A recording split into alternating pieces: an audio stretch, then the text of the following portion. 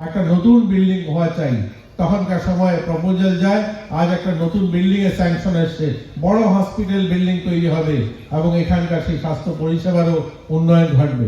তো যাই হোক, অনেকগুলো কাজ ইতিমধ্যে আমাদের কদমতলা আরডি ব্লকেও শুরু হয়েছে, গোটা রাজ্যে কাজ হচ্ছে।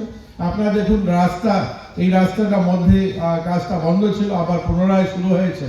এই রাস্তাটা যদি কমপ্লিট হয়ে যায় তাহলে কদমতলা থেকে আগরতলা যেতে হয়তো 2.5 থেকে 3 ঘন্টা লাগবে। কৈলাসহর থেকে আমি প্রতিদিন প্রায় যাতায়াত করি আগরতলাতে, 2 ঘন্টা থেকে 2 ঘন্টা 10 মিনিট সময় লাগে।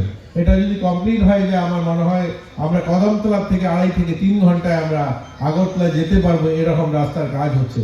তো সার্বিকভাবে বলতে পারি আমাদের রাজ্য এগোচ্ছে, আমাদের কদমতলা এগোচ্ছে, আমাদের মেলাও এগোচ্ছে। আমাদের মেলাতে এবার অনেকগুলো দোকান এসছে। আমি আশা করবো এখানকার যারা নাগরিকরা আছেন সকলেই প্রতিদিন এই মেলাতে উপস্থিত থাকবেন।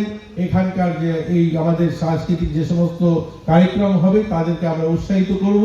আমরা চাই এই গ্রামীণ সংস্কৃতি বেঁচে থাকুক।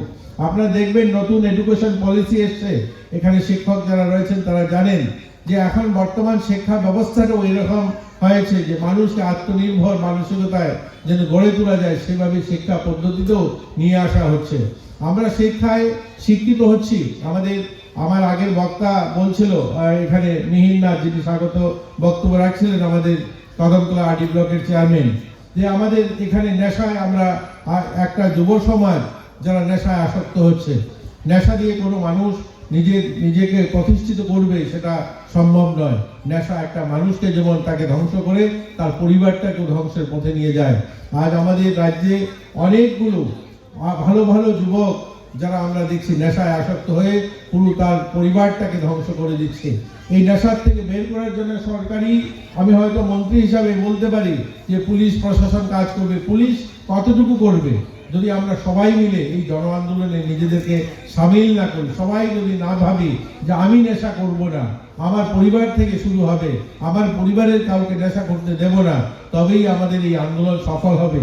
আমরা চাই আমাদের রাজ্যে নেশা মুক্তি আন্দোলন শুরু হোক আমাদের যুবদের থেকে, আমাদের গ্রামীণ এলাকার মানুষের কাছ থেকে। সকলে মিলে যেন আমরা একটা নেশা মুক্ত সমাজ নির্মাণ করতে চাই। আমাদের সরকার তো দেখুন কাজ করবে।